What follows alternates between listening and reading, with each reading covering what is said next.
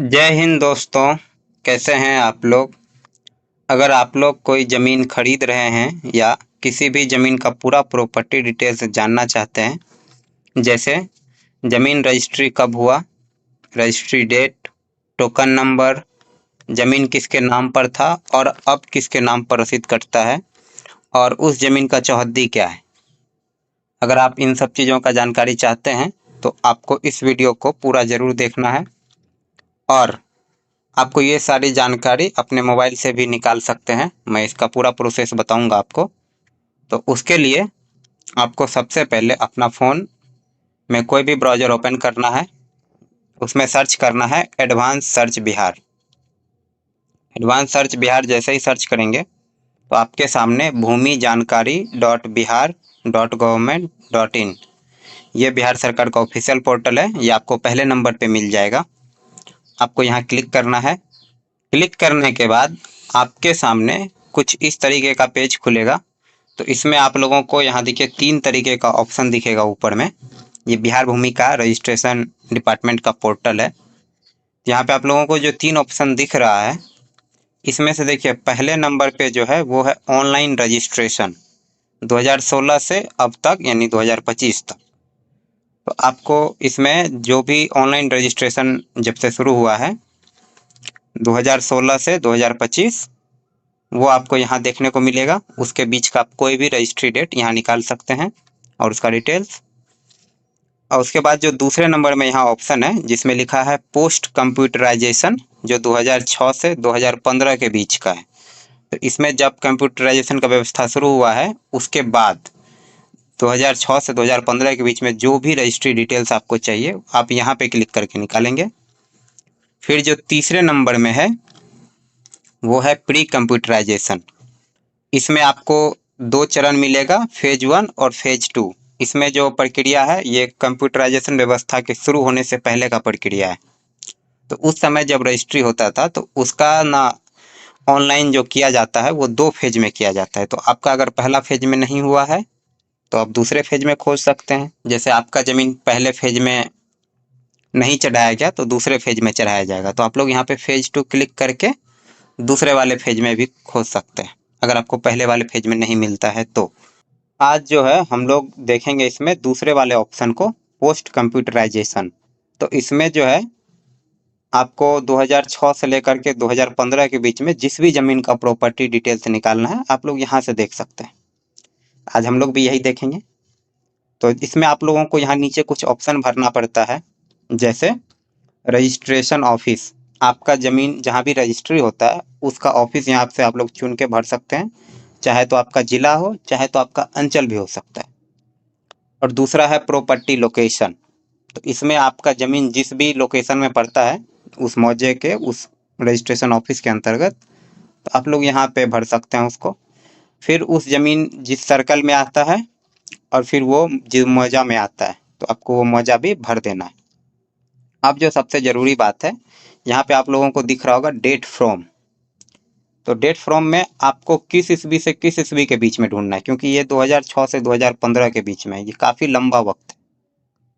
अगर आपको सीधा ऐसा ही छोड़ देना है तो भी आपको मिल जाएगा, नहीं तो आप लोग अगर एक डेट चुन देंगे, जैसे मेरा ज़मीन 2011 में रजिस्ट्री हुआ, तो हम इसमें क्या करेंगे कि 2010 से लेकर के 2012 कर देंगे। मतलब इस दरमियान में अगर एक आध साल का अंतर भी होता है तो हम आराम से खोज पाएंगे। तो यहाँ देखिए हमने अपना डेट भर दिया 2010 से 2012 के बीच का। तो हमको 2011 का निकालना था तो हमने 1 साल आगे पीछे ले लिया, ताकि अगर उस साल में कोई भी ज़मीन रजिस्ट्री हो तो हमको आसानी से मिल पाए। इसके अलावा अगर आपके पास कोई भी जानकारी है तो आप यहाँ पे भर सकते हैं, जैसे उस ज़मीन का सीरियल नंबर। अगर आपको ये नहीं भी पता है तो आपको इस वाले जो ऑप्शन खुलेगा इसके बाद तो आपको वहाँ भी देखने को मिलेगा डीड नंबर। यहाँ पे पार्टी का नाम है, मतलब उस रैयत का नाम जिसके नाम से ज़मीन है। अगर आपका ज़मीन है तो आप अपना नाम दीजिए, अपने पिताजी का नाम। अगर आप लोग ये सब चीज़ नहीं भी भरते हैं, जैसे यहाँ खाता नंबर, खेसरा नंबर या प्लॉट नंबर, अगर आप लोग ये नहीं भी भरते हैं तो आपको कोई परेशानी नहीं होगी। तो आप लोग यहाँ पे सीधा नीचे सर्च वाले बटन पे उसके बाद क्लिक कर देंगे। सर्च पे क्लिक करने के बाद यहाँ आपके सामने कुछ रिजल्ट शो होगा, जिसमें आपको यहाँ पे नीचे क्लिक करना होगा, click here to view details. फिर यहाँ आपका पेज रिफ्रेश हो जाएगा। रिफ्रेश हो जाने के बाद आपको उस पेज को स्क्रॉल करना है। देखिए नीचे आइए, नीचे आने के बाद यहाँ पे बहुत से लोगों का उसी ईस्वी में रजिस्ट्री दिखेगा, तो आपको उसका रजिस्ट्री देखना है जिसका आप खोज रहे थे। तो यहाँ पे उस लिस्ट में उस व्यक्ति का नाम खोजिए। खोजने के बाद यहाँ पे आपको नीचे दिखेगा व्यू डिटेल्स का ऑप्शन, तो आप लोग व्यू डिटेल्स के ऑप्शन पे क्लिक कीजिए।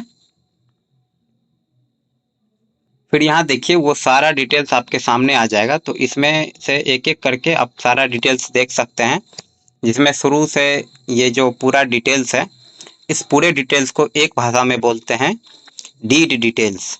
तो ये आपको डीड डिटेल्स हो गया, या आपको इसका दूसरा नाम हो गया प्रॉपर्टी का रजिस्ट्रेशन डिटेल्स। तो आप लोग यहाँ पे देखिए टोकन नंबर यहाँ पे लिखा हुआ होगा सबसे शुरू में, डॉक्यूमेंट्स डिटेल्स के अंदर टोकन नंबर दिया होगा, फिर रजिस्ट्री का ईयर दिया होगा, उसमें सीरियल नंबर होगा, उस जमीन का सीरियल नंबर, फिर वो किस बुक नंबर के अंतर्गत आता है तो आपको उसका बुक नंबर दिखेगा।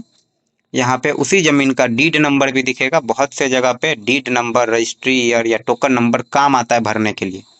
अभी बहुत सारा काम करवाते हैं लोग, तो उसमें ये सारा कुछ भरने का आता है ऑप्शन, तो उसमें बहुत से लोगों को पता नहीं होता है, तो आप लोग यहाँ से खोज के आराम से भर सकते हैं।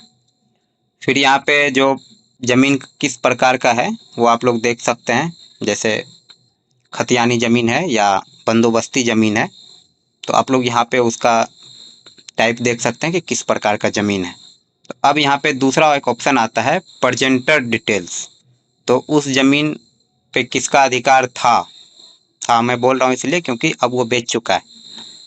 तो जो ज़मीन प्रेजेंट किया था बेचने के टाइम पे, तो उस व्यक्ति का नाम, उसके पिताजी का नाम और उसका गांव का पूरा एड्रेस, और वो किस पेशन से जुड़ा हुआ है, कि एग्रीकल्चर ज़्यादातर लोगों का रहता है, कृषि, तो उसका सारा डिटेल्स आपको यहाँ पे दिखेगा। फिर आप थोड़ा सा नीचे आएंगे तो यहाँ पे आपको दिखेगा पार्टी डिटेल्स, कि किस पार्टी ने यानी कि किस व्यक्ति ने उस जमीन को खरीदा। तो ऊपर में जो व्यक्ति था जो जमीन बेचा था, तो उसका नाम तो रहेगा ही, यहाँ पे नीचे लिखा रहेगा क्लेमेंट, मतलब जो जमीन का दावेदारी पेश कर रहा है कि अभी उसी के नाम पे जमीन है। तो वहाँ पे उस व्यक्ति का नाम, उसके पिताजी का नाम और उसका गांव कहाँ है, किसी दूसरे गांव का व्यक्ति ने लिया है, तो उसका पूरा एड्रेस यहाँ पे रहेगा, और वो व्यक्ति क्या करता है उसका भी पूरा डिटेल्स यहाँ पे आपको देखने को मिलेगा। तो ये हो गया। उसके बाद अब आप देखिए कि वो जो जमीन है, वो जमीन का चौहद्दी क्या है और उसका खाता क्या है, खेसरा क्या है। तो यहाँ पे आपको सबसे नीचे में मिलेगा प्रॉपर्टी डिटेल्स। तो ये जो प्रॉपर्टी का डिटेल्स है, तो ये किस तरह का प्रॉपर्टी है आपको यहाँ पे दिखेगा प्रॉपर्टी टाइप में। फिर आपको DSRO या SRO कहाँ है इसका, मतलब रजिस्ट्री ऑफिस, तो आपको उसका रजिस्ट्री ऑफिस दिखेगा, सर्कल, थाना, लोकल बॉडी क्या है उसका, सब कुछ। और यहाँ पे ज़मीन किस प्रकार का है, तो यहाँ पे आपको दिखेगा नीचे लिखा हुआ, और उसका वैल्यू कितना है ये भी आपको यहाँ देखने को मिलेगा। फिर आप उसका खाता नंबर, खेसरा नंबर और कितना डिसमिल का ज़मीन है, यानी कि उस ज़मीन का रकबा कितना है, उसका खसरा नंबर क्या है, ये सारा जानकारी आपको यहाँ मिलेगा। इसके अलावा यहाँ पे आप लोग देख सकते हैं कि उस ज़मीन का चौहद्दी क्या है, कि वो जो प्लॉट है उस प्लॉट में पूरब में किसका ज़मीन है, पश्चिम में किसका ज़मीन है, उत्तर में किसका ज़मीन है और दक्षिण में किसका ज़मीन है। ये सारा डिटेल्स भी आपको इसी में मिल जाएगा। तो ये जो वेबसाइट है आप लोग इसको देखिएगा ज़रूर। आप लोग अपना ज़मीन भी या किसी का भी ज़मीन इसमें ज़रूर खोज के देखिए, इसमें सारा डिटेल्स आपको मिल जाता है। इसमें जो ये डॉक्यूमेंट डिटेल्स है जिसमें आपको टोकन नंबर और डीड नंबर वगैरह मिलता है, तो इसमें आपको ये जो दोनों नंबर होता है, टोकन नंबर, डीड नंबर या रजिस्ट्री ईयर, तो इन सब चीज़ों को अगर आप एक कहीं पेज में लिख भी लेते हैं, या ये जो पेज है इसका प्रिंट आउट ले सकते हैं या स्क्रीनशॉट ले सकते हैं। तो ये जो स्क्रीनशॉट लेके आप रखेंगे, तो इसमें जितना भी डिटेल्स है, अगर आप इस डिटेल्स को ले करके अगर आप कचहरी में जा करके ज़मीन खोजने का काम करते हैं, तब भी आपका आराम से हो जाएगा। इसको प्रिंट कहाँ से करते हैं, तो यहाँ सबसे नीचे आएंगे और यहाँ देखेंगे प्रिंट का एक ऑप्शन है, यहाँ पे क्लिक करके प्रिंट कर सकते हैं PDF के रूप में। अगर यहाँ से PDF के रूप में या प्रिंट आउट नहीं हो पाता है तो आप इसका स्क्रीनशॉट ले सकते हैं, क्योंकि वेबसाइट में कभी कभी दिक्कत आ जाती है।